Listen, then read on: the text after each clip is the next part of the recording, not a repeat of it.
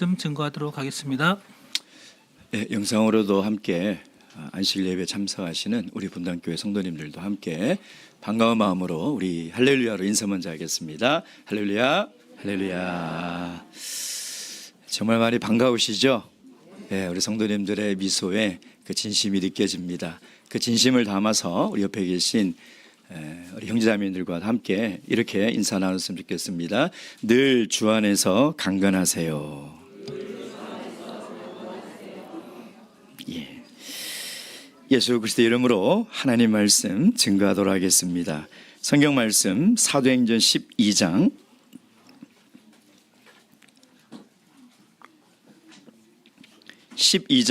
6절에서 12절까지 말씀입니다. 사도행전 12장 6절에서 12절, 오늘 우리에게 주신 이 귀한 계시의 말씀을 통하여 살아계신 하나님의 음성과 우리를 향한 뜻을 다 듣고 깨달을 수 있도록 이 말씀 함께 교독하겠습니다. 제가 먼저 읽겠습니다. 6절, 헤롯이 잡아내려고 하는 그 전날 밤에 베드로가 두 군사 틈에서 두 쇠사슬에 매여 누워 자는데 파수꾼들이 문 밖에서 옥을 지키더니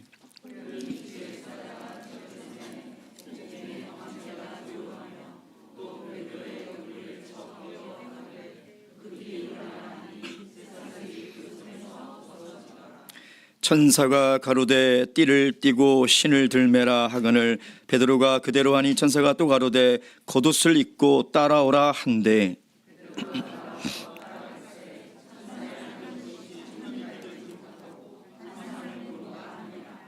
이에 첫째와 둘째 파수를 지나 성으로 통한 쇠문에 이르니 문이 절로 열리는지라 나와 한 거리를 지나매 천사가 곧 떠나더라.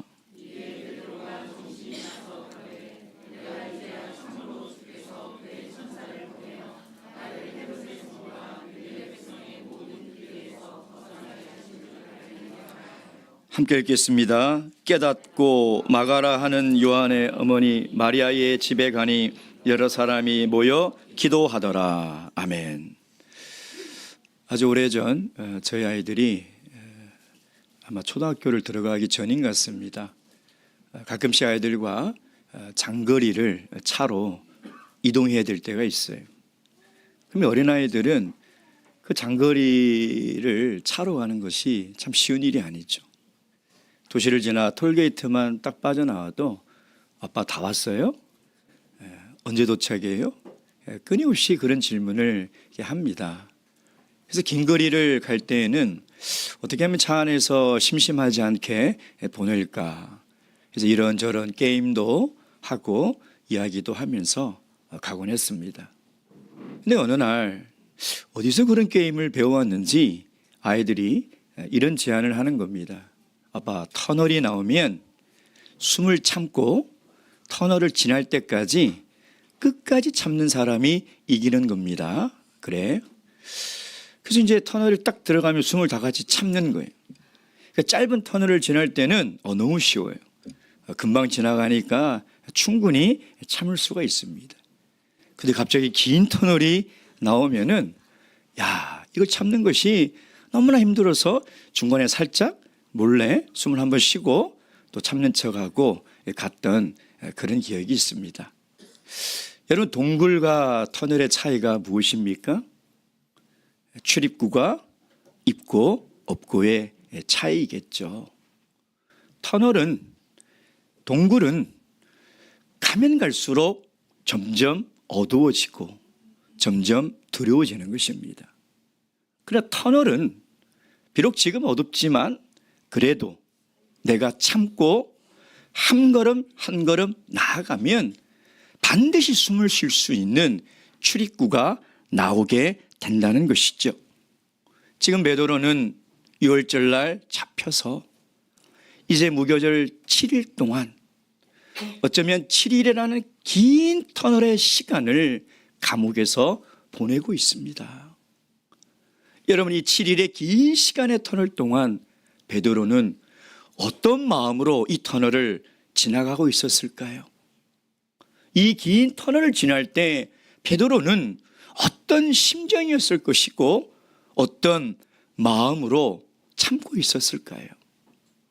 오늘 이 죽음의 7일 같은 긴 시간을 보내는 이 베드로의 모습을 통해서 하나님이 우리에게 주시고자 하는 그런 귀한 교훈들을 다 깨달을 수 있기를 주님의 이름으로 축원드립니다. 첫째, 우리가 생각해야 될 것은 어떻게 이 감옥에서 내일이면 참수형에 처할 베드로가 이렇게 평안하게 잠을 잘 수 있냐 이 말입니다. 6절 다 함께 읽겠습니다.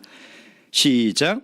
헤롯이 잡아 내려고 하는 그 전날 밤에 베드로가 두 군사 틈에서 두 쇠사슬에 매여 누워 자는데 파수꾼들이 문 밖에서 옥을 지키더니, 이번 주 어떤 지인과 아주 진지하게 삶과 죽음에 대해서 이야기를 나누는 시간이 있었습니다.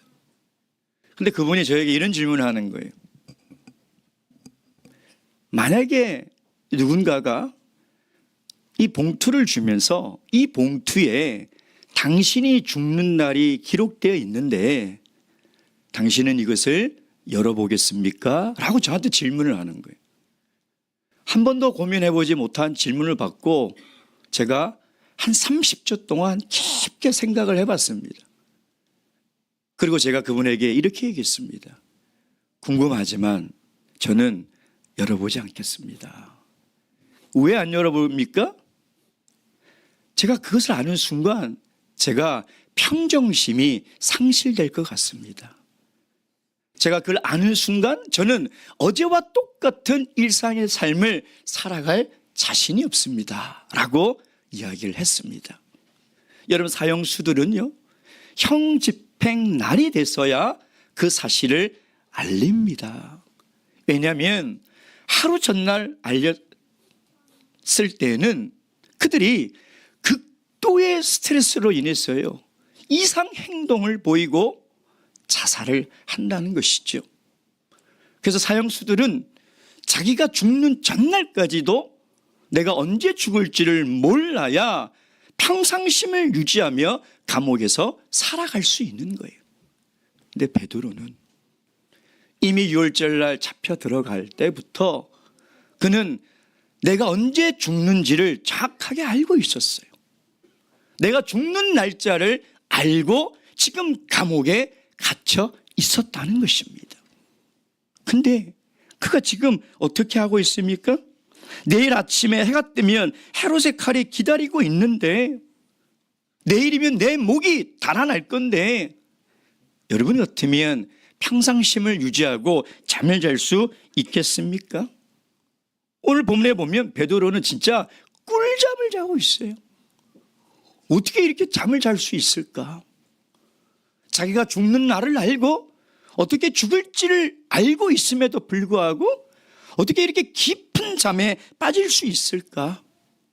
우리도 이 비결을 배울 수만 있다면, 이것을 우리도 배울 수만 있다면 우리도 살아가며 어떠한 상황과 어떠한 고난과 심지어 죽음이 나를 기다린다 할지라도 우리도 평상심을 유지하며 오늘을 평안한 마음으로 살아갈 수 있지 않겠습니까?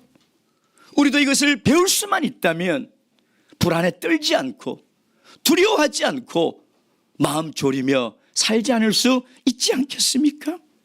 여러분, 지금 오늘 감옥에서 쇠사슬에 묶여 코를 골았는지 안 골았는지 모르겠지만 베드로의 캐릭터상 분명히 코를 엄청 골았을 것 같아요.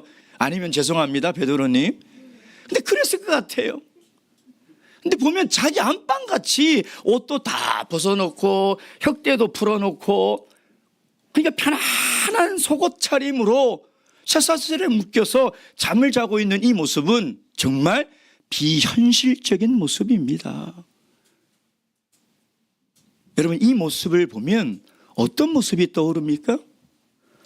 마가복음 4장 37절, 마가복음 4장 37절.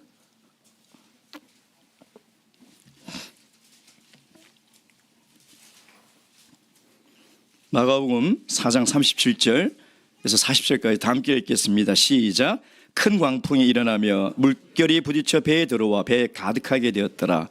예수께서는 그물에서 베개를 베시고 주무시더니 제자들이 깨우며 가로되 선생님이여 우리의 죽게 된 것을 돌아보지 아니하시나이까 하니 예수께서 깨어 바람을 꾸짖으시며 바다더러 이르시되 잠잠하라 고요하라 하시니 바람이 그치고 아주 잔잔하여지더라.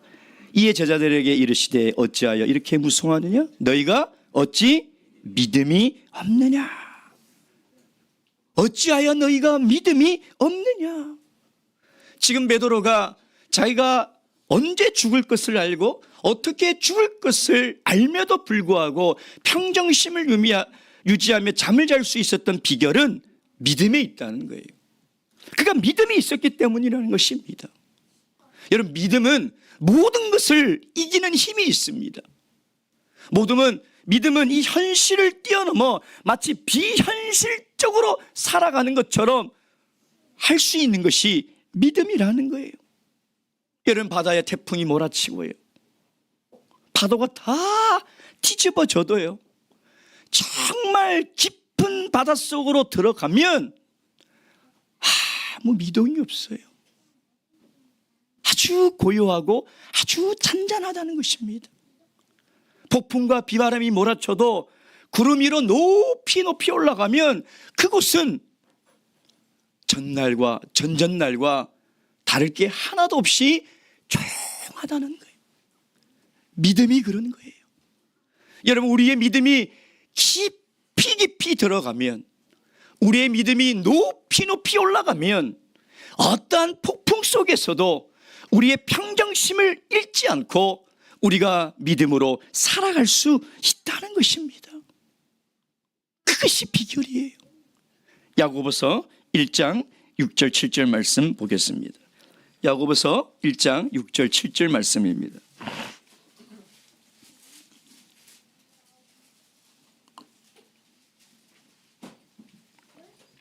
다 함께 읽겠습니다. 6절 7절 시작. 오직 믿음으로 구하고 조금 더 의심하지 말라. 의심하는 자는 마치 바람에 밀려 요동하는 바다 물결 같으니 이런 사람은 무엇이든지 죽게 얻기를 생각하지 말라. 사랑하는 성도 여러분, 지금 혹시 어떤 시련과 고난과 문제 앞에서 내 마음이 요동치고 흔들리고 평상심을 잃어버리고 있습니까? 혹시 어떤 큰 문제로 인해서 내가 불안하고 잠을 자지 못하고 있습니까? 여러분, 깊은 믿음으로 들어가시기 바랍니다.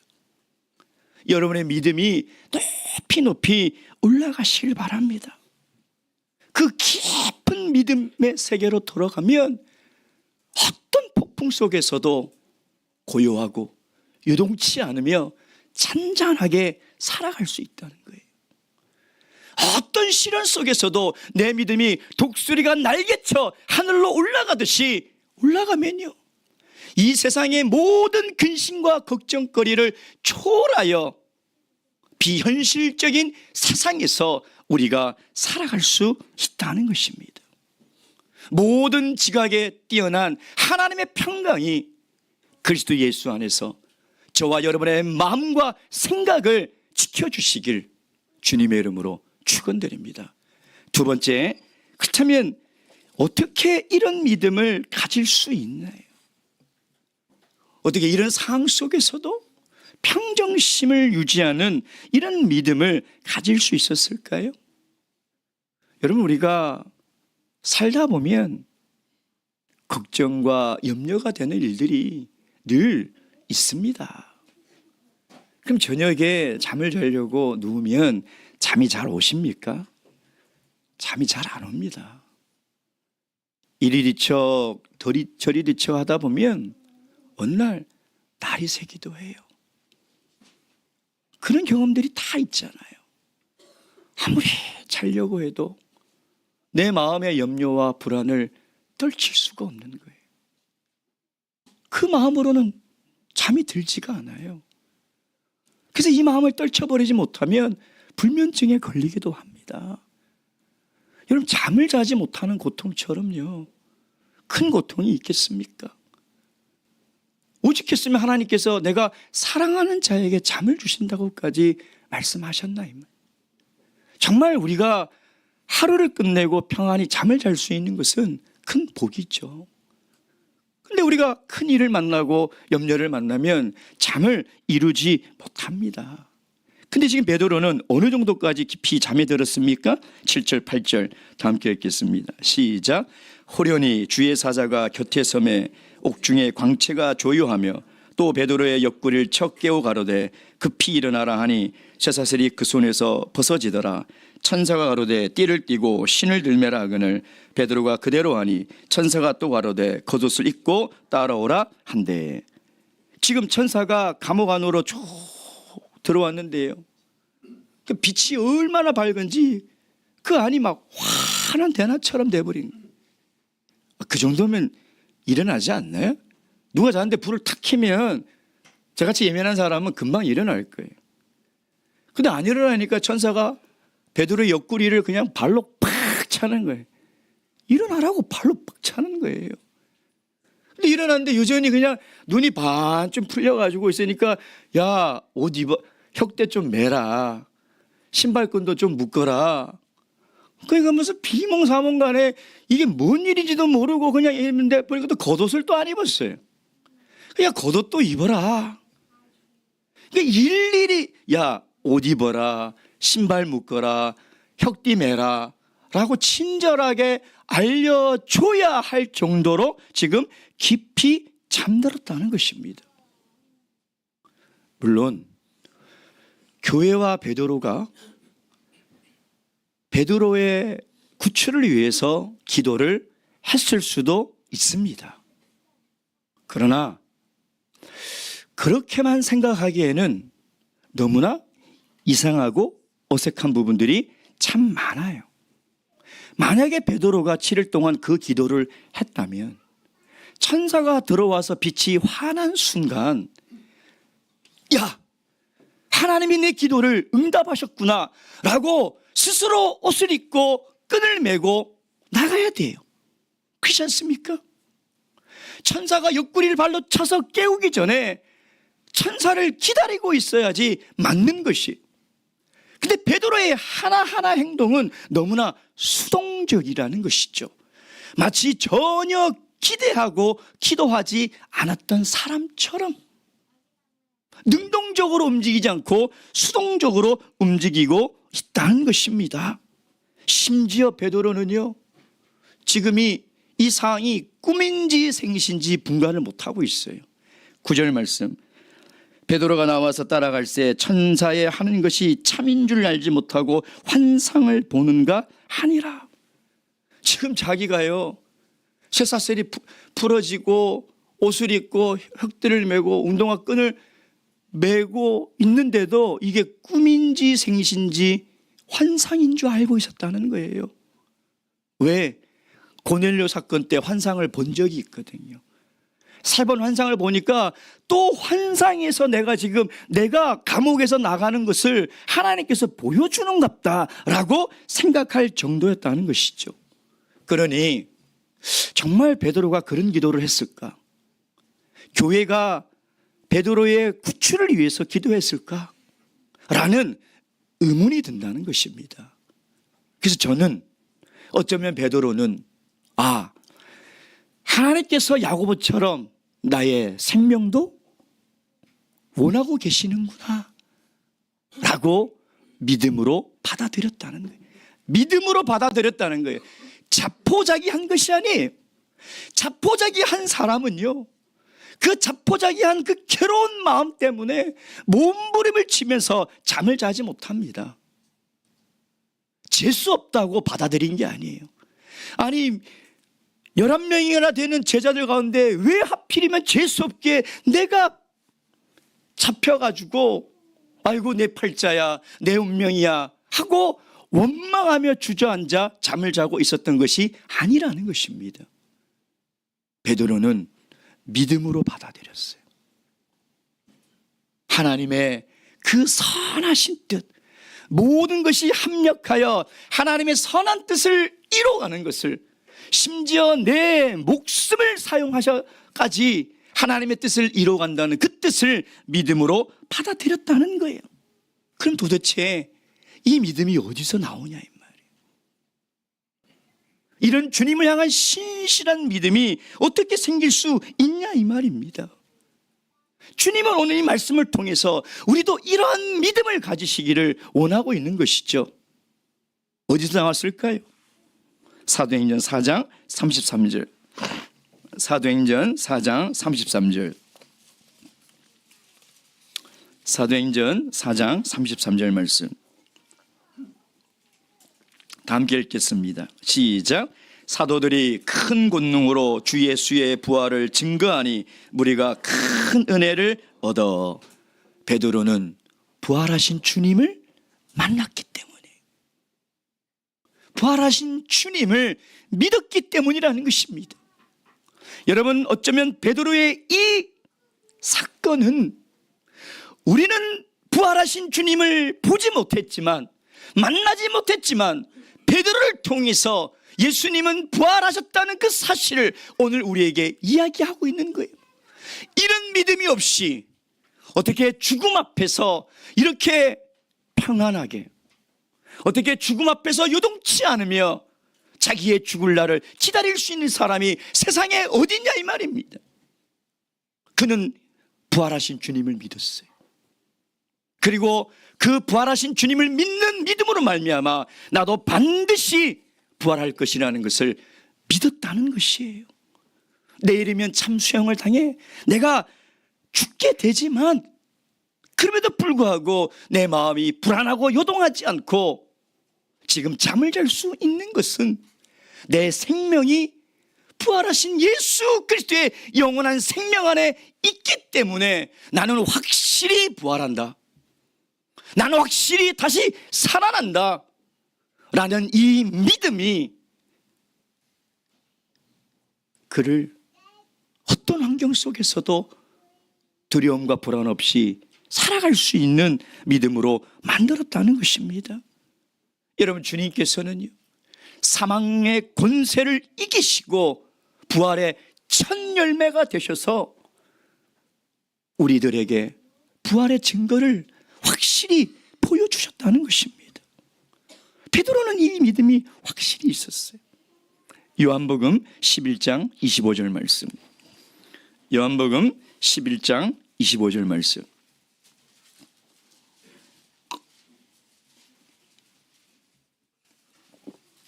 다 함께 읽겠습니다. 요한복음 11장 25절 시작. 가라사대 나는 부활이요 생명이니 나를 믿는 자는 죽어도 살겠고 무릇 살아서 나를 믿는 자는 영원히 죽지 아니하리니 이것을 내가 믿느냐? 여러분, 이거 믿으십니까?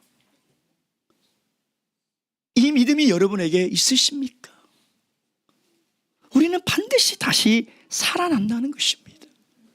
죽음이 우리를 가둬놓을 수 없어요. 세상 사람들은 죽으면 모든 것이 끝이 나고 죽으면 모든 것이 사라진다고 생각하지만 그리스도 안에 영원한 생명 안에 거하는 저와 여러분은 죽음은 끝이 아니요, 죽음이 진정 우리 삶의 새로운 출발의 시간이라는 것입니다. 그러니 고난과 죽음 앞에서 두려워하지 마시기 바랍니다. 만약 죽음 앞에 두려운 마음이 있다면 부활하신 주님을 만나시기 바랍니다. 그리고 그 부활의 주님을 믿는 믿음을 달라고 하나님께 기도하시기 바랍니다. 그래야 우리를 늘 불안하게 만드는 그 죽음의 공포 속에서 우리가 자유를 누릴 수 있어요. 죽음은 늘 우리를 불신앙으로 몰아세웁니다. 죽음은 늘 우리의 믿음을 뿌리채 흔들어 버린다는 거예요. 근데 부활하신 주님을 믿는다면, 그 부활하신 주님을 믿는 그 믿음으로 나도 다시 살아난다면 세상에 두려울 것이 무엇이 있습니까? 세상에 염려할 것이 무엇이 있습니까?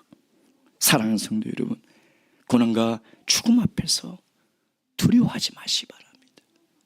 염려하지 마시기 바랍니다. 두려움과 염려가 밀려올 때면 다시 한번 부활의 주님을 만나시기 바랍니다. 우리에게 다시 살아나는 것이 없다면, 우리의 믿음은 헛것이에요.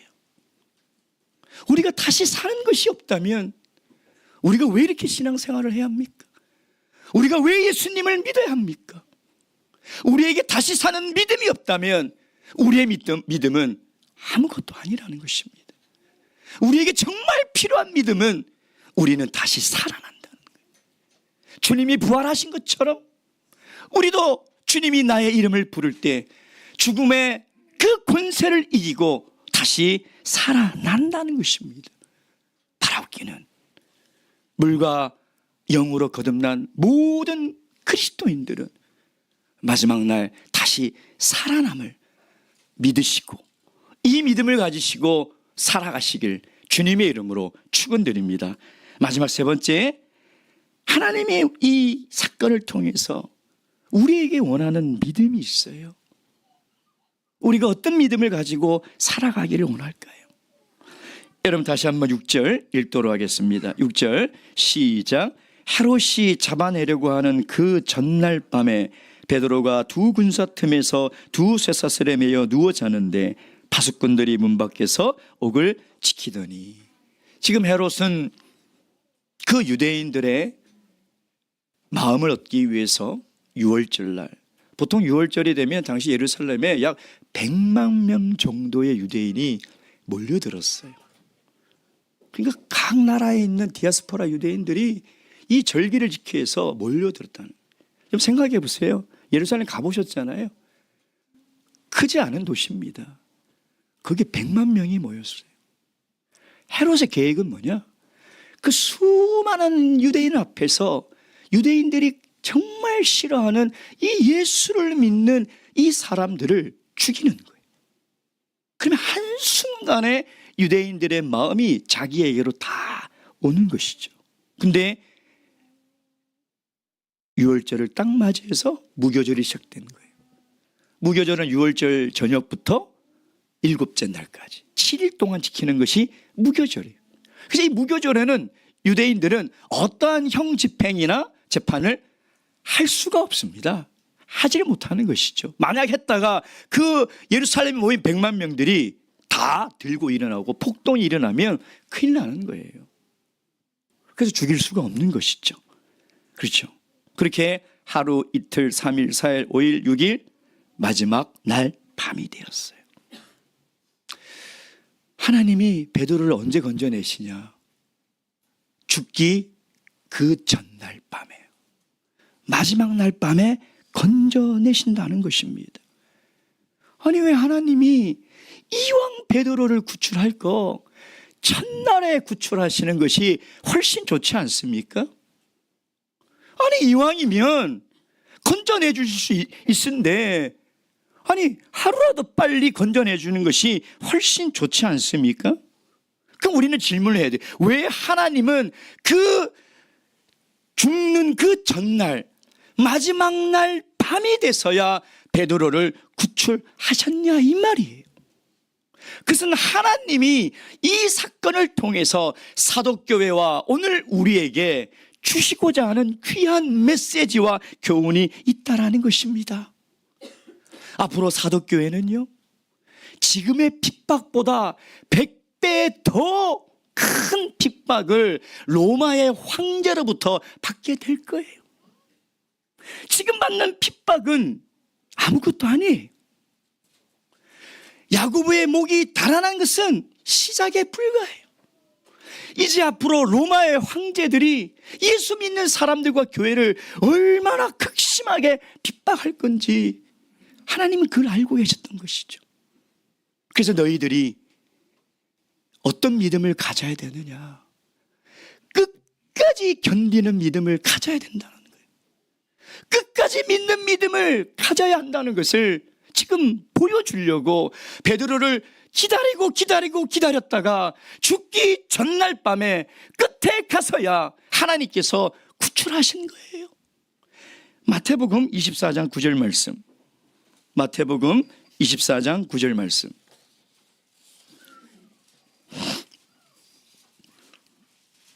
마태복음 24장 9절에서 13절까지 말씀 함께 읽겠습니다. 시작.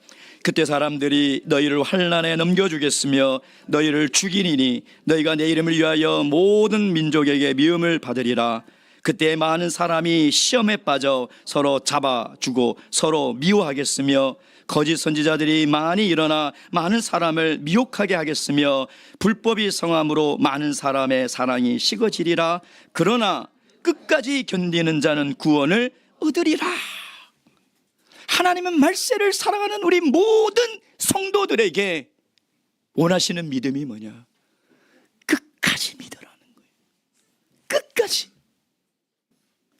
마지막 순간까지, 마지막 전날까지, 내가 죽는 마지막 전날 그 밤까지 이 믿음이 흔들리지 말고 끝까지 믿으라는 거예요. 여러분, 제일 아쉬운 사람이 누구예요? 신앙생활 잘하다가 유혹이 한번 쓱 오면 그 믿음이 흔들려서 세상으로 나가버리는 사람. 그리스도의 은혜와 사랑을 경험했건만 시련과 고난이 오면 그것을 참지 못하고 주님을 부인하고 돌아가 버리는 사람. 끝까지 견디지 못하고 끝까지 참지 못하고 끝까지 인내하지 못한 사람. 한 번 은혜를 맛봤는데 그걸 지키지 못한 사람. 세상에서 이것보다 불행한 인생은 저는 없다고 봐요. 하나님의 구원을 맛보고도 구원에 이루지 못하는 인생, 하나님을 믿고도 그 믿음을 저버리는 인생, 얼마나 불행하고 얼마나 불쌍한 인생이냐 이 말이에요. 여러분, 베드로가 감옥에 갇혀서 하루가 지났는데도요 아무 기미가 없습니다. 이틀이 3일, 4일, 5일, 6일이 지났는데도 자기가 살아날 기미가 보이지 않는 거예요. 이제 내일 아침 해가 뜨면 헤롯의 칼에 내 목은 달아나게 되어 있습니다.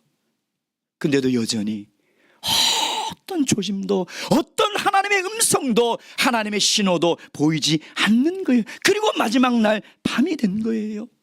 어쩌면 그동안 주님을 향했던 믿음과 신뢰가 원망과 의심으로, 불신앙으로 더 커지기에 충분한 7일이 아니겠습니까? 여러분, 이 7일 동안 평생 믿어왔던 하나님에 대한 믿음이 무너지고 금이 가고 그것이 변하여 원망과 의심으로 변하기에 충분한 시간이라는 것입니다. 차라리 첫날 죽으면 나아요. 차라리 잡히자마자 바로 목이 달아나면 오히려 그게 행복일 수 있어요.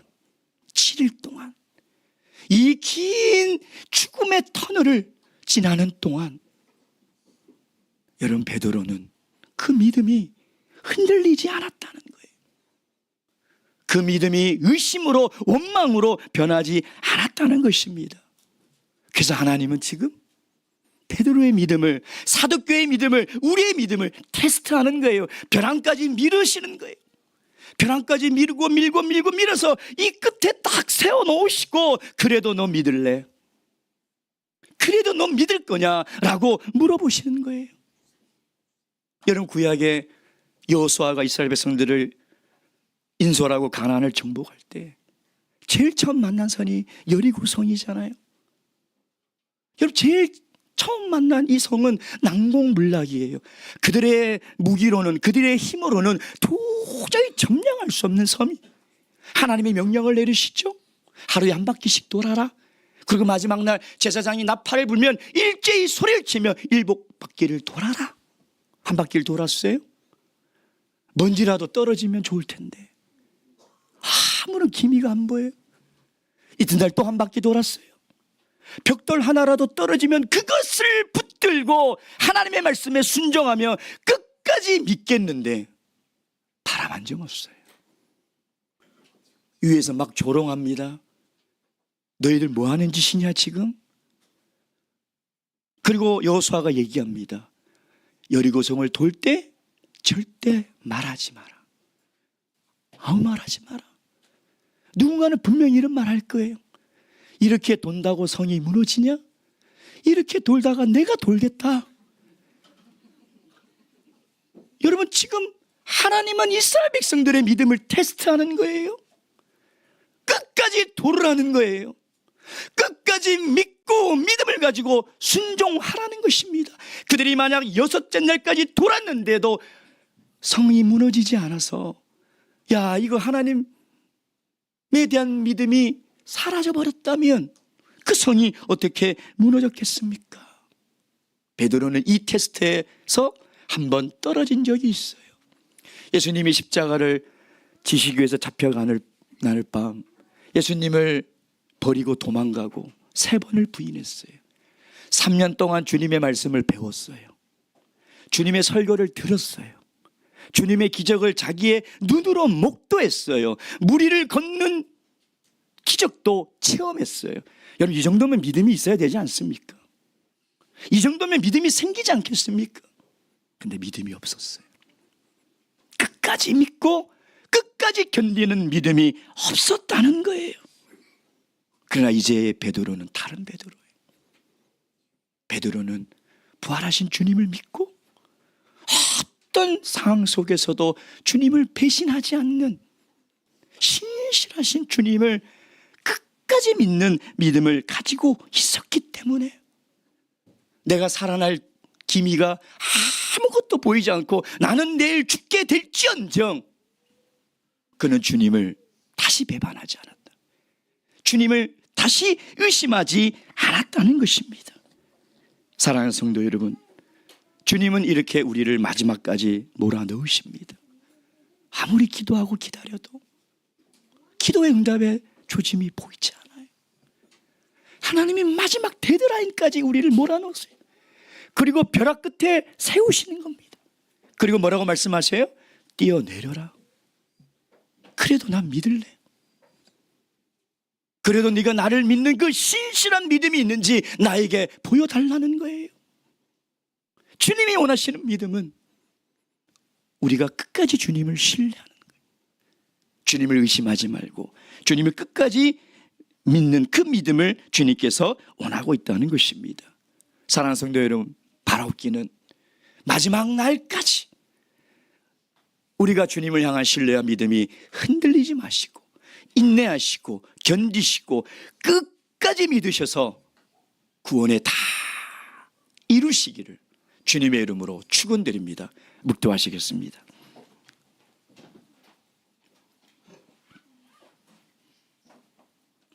할렐루야.